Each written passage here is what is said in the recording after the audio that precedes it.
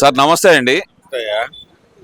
Sir ఉద్యోగస్తుల పట్ల ఆంధ్రప్రదేశ్ ప్రభుత్వం ఉదాసీనతగా ఉందంటారా, లేదంటే కక్ష సాధింపు ధోరణిలో ఉందంటారా? ఎందుకంటే ఈ మధ్యకాలంలో కొంతమంది ఉద్యోగ సంఘ నాయకులు మాట్లాడుతూ రాష్ట్ర ప్రభుత్వం ఉద్యోగస్తుల సమస్యలు పట్టించుకోవట్లేదంటూ మాట్లాడిన మాటలైతే విన్నాం. అసలు ఎలా ఉందంటారు ప్రస్తుతం ఉన్న పరిస్థితి? గతం మీద పోల్చుకుంటే మాత్రం ఉద్యోగస్తులు హ్యాపీగా ఆనందంగా జీవిస్తున్నారు, ఆనందంగా ఉద్యోగాలు చేస్తూ ఉన్నారు. సరే, ఉద్యోగాలకు సంబంధించిన పనులు ఒత్తిళ్ళు అనేవి సహజంగా ఉంటానే ఉంటాయి, అవి తప్పదు కదా, కంపల్సరీగా ఉంటాయి. కానీ ఇంతకుముందు మీద చాలా ఆనందంగా ఉంది ఉద్యోగస్తులకు మాత్రం, నాకు తెలిసి. అంటే ఇది నిన్న రీసెంట్ గా అయితే ఏదో బకాయిలు విడుదల 7,000 చిల్లర కోట్లు అనేది కొంచెం ప్రకటించారు. అసలు అంత బకాయిలు కావడానికి గల కారణం ఏమనుకోవచ్చు అంటారు? గత ప్రభుత్వంలో 5 సంవత్సరాల్లో ఏ బకాయిలు కూడా రిలీజ్ చేయలేదు, అవన్నీ పేరకపోతా వచ్చినాయి. ఈ గవర్నమెంట్ వచ్చినాక ఫస్ట్ పేరకపోయిన 1,000 కోట్లన్నీ కూడా రిలీజ్ చేసుకుంటూ వచ్చారు. నేను రిటైర్ అవ్వగానే నాకు 20 లక్షలు వచ్చినాయి, ఎమ్మటే పెన్షన్ వస్తుంది. ఆ తర్వాత నిన్న బకాయిల్లో మళ్ళీ 16 లక్షలు వచ్చినాయి. అంతకుముందు పిఎఫ్ 5 లక్షలు వచ్చినాయి, ఏపీజీఎల్ఐ వచ్చినాయి, జిఐఎస్ వచ్చినాయి. ఆ డబ్బులన్నీ వచ్చినాయి నాకు సంవత్సరం లోపే. ఇంకా నా సంవత్సరం 3-4 నెలలు రిటైర్ కావడానికి. 3-4 సంవత్సరాల క్రితం కూడా నాకు వాకింగ్ ఫ్రెండ్స్ ఉన్నారు, వాళ్ళకి కూడా ఇప్పుడు వచ్చినాయి. కానీ 4 సంవత్సరం 3 సంవత్సరాలు రిటైర్ అయిన వాళ్ళందరూ ఇప్పుడు వచ్చినాయి డబ్బులు. కాబట్టి అందరూ చాలా ఆనందంగా, మన పండగ ముందు వచ్చారు, ఇంకా చాలా ఆనందంగా ఉన్నారు ఎంప్లాయీస్ అందరూ కూడా. అంటే ఇంత బకాయిలు కావడానికి గల కారణం ఏంటంటే, మరి గతంలో చూసాము మేము ఉద్యోగస్తుల ఫ్రెండ్ అన్నారు జగన్మోహన్ రెడ్డి గారు. అయితే కనుక ఉద్యోగస్తులకు ఫ్రీ హ్యాండ్ ఇచ్చారు. అసలు సచివాలయ సంఘ ఉద్యోగ అధ్యక్షుడు అయితే కనుక జగన్మోహన్ రెడ్డికి మనం రుణపడి ఉండాలి అనే మాట అయితే చెప్పారు ఆ సమయంలో. మరి అప్పుడైతే మాత్రం ఉద్యోగస్తులు అన్ని రకాలుగా ఇబ్బంది పెట్టారు. ఒక ఇబ్బంది ఏముంది, డబ్బులు మా పిఎఫ్ అమౌంట్ కూడా, పిఎఫ్ లోన్ పెడితే సహజంగా మా డబ్బుల్లో మాకు ఇవ్వడానికి లోను, ఆ లోన్ తీసుకోవడానికి కూడా మాకు అవకాశం లేక పెట్టిన 2 సంవత్సరాలకు కూడా నాకు రాలేదు. ఆ లోన్ కూడా 3 సంవత్సరాల క్రితం పెట్టి మొన్న వచ్చినాయి లోన్. అవి కూడా ఆ పిఎఫ్లో కొంత అమౌంట్ నిల్వ ఉంచాలి, అవి కూడా మొత్తం తీసేసుకుంది గవర్నమెంట్, అప్పుడున్న గవర్నమెంట్. అందువల్ల పిఎఫ్ లోన్లు రాలేదు, జిఐఎస్ లోన్లు రాలేదు, చాలా ఇబ్బంది పడ్డారు. పెళ్లిళ్ళు ఆగిపోయి ఏదో స్థలం కొనుక్కొని పిఎఫ్ లోన్ వస్తుంది కదా అని కాసిన డబ్బులు కడితే ఆ పిఎఫ్ లోన్ రాక సంవత్సరాలు ఎదురు చూసి అది ఆర్థికంగా చాలా మంది ఉద్యోగస్తులు నష్టపోయారు. అయితే కనుక ఎలా చూస్తున్నారు అసలు ఉద్యోగస్తుల్లో ఎలా ఉందంటారు ఇప్పుడు వస్తూ ఉన్న పరిస్థితి దీని మీద? అసలుకి ఉద్యోగస్తులు మాత్రం గతంతో పోల్చుకుంటే చాలా చాలా చాలా బాగుంది. కాకపోతే కొంత అసంతృప్తి అనేది సహజం.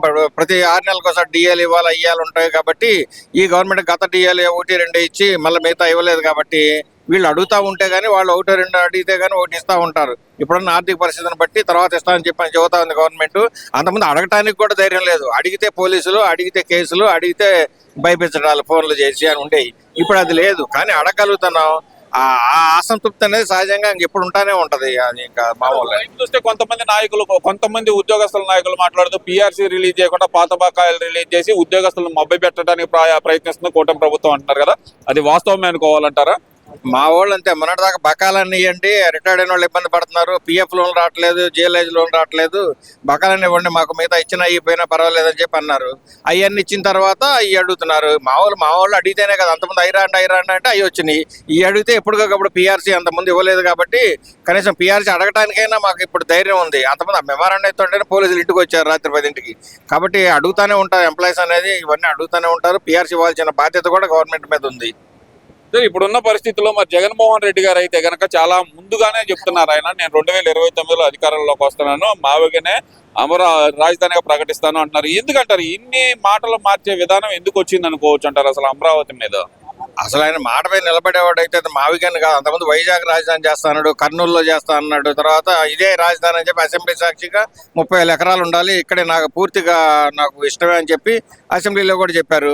అంటే ఏ స్టాండ్ లేదు అతనికి. ఎప్పటికప్పుడుగా ఈ రోజు మావిగాని అంటాడు, రేపు మళ్ళీ అధికారం వచ్చిన మావిగాని అంటాడని గ్యారెంటీ లేదు.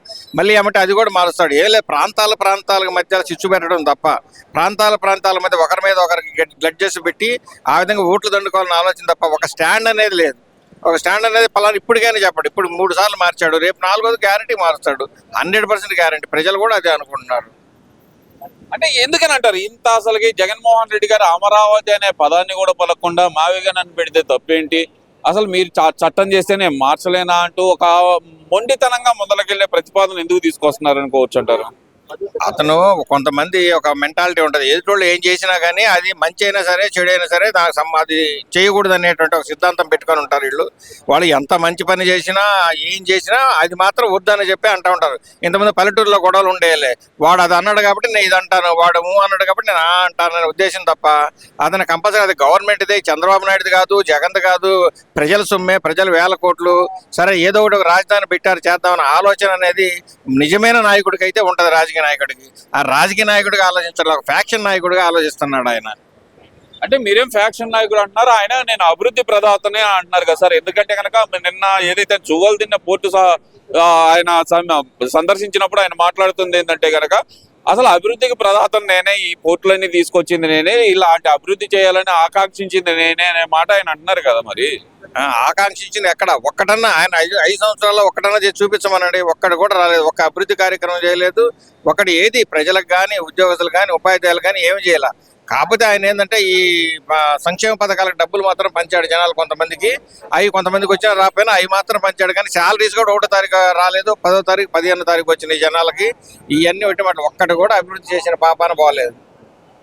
అది సార్ ఆయన అంటుంది ఏంటంటే కనుక నిన్న అక్కడ మాట్లాడుతూ సాగర్ డిఫెన్స్ అనే కంపెనీకి ఏదైతే కనుక ఇక్కడ స్థలం ఏదైతే చూపిస్తున్నారో ఆ స్థలాన్ని నేను వస్తే మళ్ళీ వెనక్కి తీసుకుంటాను, ఆ కంపెనీని ఇక్కడ నుంచి మార్చేస్తాను అనే మాట అయితే మాట్లాడుతున్నారు కదా. అసలు ఎలా చూడాలంటారు?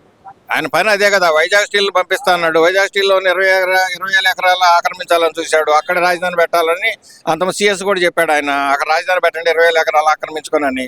ఆయన పని అక్కడ ఎస్సీఎల్ బాగొట్టాడు, వైజాగ్ కంపెనీలు బాగొట్టాడు, ఐరన్ కంపెనీ బాగొట్టాడు. ఆయన పని అది. అన్ని ఇప్పుడు ఫేమస్ ఎప్పటి నుంచి 20-30 సంవత్సరాల నుండి బ్యాటరీ ఫ్యాక్టరీ వాళ్ళది కూడా పాపం, వాళ్ళ జయదేవ్ వాళ్ళది.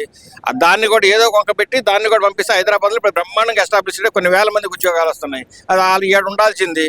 ప్రతిదీ ఎల్లగొట్టడే కార్యక్రమం తప్ప పలానా కంపెనీ తెచ్చాను 2,000 ఉద్యోగాలు వచ్చాయని చెప్పమానండి, ఒక్కటి చెప్పమానండి చాలు, ఒక్కటి కూడా లేదు.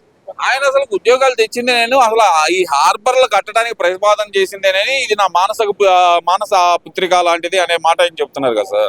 హార్బర్ అంటేనే తెలియదు దానికి, హార్బర్ తెచ్చింది ఆడా కట్టింది ఆడా, ఇవన్నీ అన్ని ప్రతిదీ నేనే తెచ్చాను అంటున్నాడు కదా. రేపు సూర్యుడిని కూడా నేనే పెట్టా అంటాడు, చంద్రుడిని నేను మొట్టమొదటి మాట్లాడానా మా నాన్నగారు రికమెండేషన్ చేశాను, నేను వచ్చినా తెచ్చింది అంటారు. అనడానికి ఏముంది, ఏదైనా అంటారు. కానీ అక్కడ జరిగింది వాస్తవం కాదు, అన్ని అబద్ధాలే. ప్రస్తుతం అబద్ధాల మీదే నడుస్తుంది కథ. సార్ ఇప్పుడైతే గనక రాష్ట్రంలో ఒక విచిత్రమైన పరిస్థితి. ఒక పక్కన చూస్తేనేమో 3 పార్టీలు కలిపి కూటమిలాగుండి వాళ్ళేమో మేము అభివృద్ధి చేస్తామంటే, నేను వస్తేనేమో ఆ అభివృద్ధిని వేరే చోటగా మారుస్తానని చెప్పి జగన్మోహన్ రెడ్డి గారు చెప్తున్నారు. దాన్ని అసలు ఎలా చూడాలంటారు? వేరే చాటుకి ఎక్కడ మాస్తారు? ఇప్పుడు ఉంటున్నట్టే బెంగళూరులో కొన్ని రోజులు, రేపు హైదరాబాద్ మారుతున్న వార్తలు వస్తున్నాయి. ఆయన నివాసం కూడా అంటే హైదరాబాద్, బెంగళూరు, ఆయన 3 ముక్కలాట అలవాటు కాబట్టి 3 రాజధానులు అన్నట్టు. ఆఫ్రికాని ఆదర్శంగా తీసుకున్నాడు నిజ రాజకీయ నాయకుడు అంటే ఇంకా ప్రపంచంలో ఎవరన్నా అప్రిషియేట్ చేస్తారా? ఎవరు అయినా అప్రిషియేట్ చేయరు. ఆయన బుద్ధి అలాంటిది, ఆయన ఆలోచన అలాంటిది, పనికొచ్చే ఆలోచనలు కాదు. రాష్ట్రానికి దరిద్రం పెట్టినట్టే వాళ్ళు.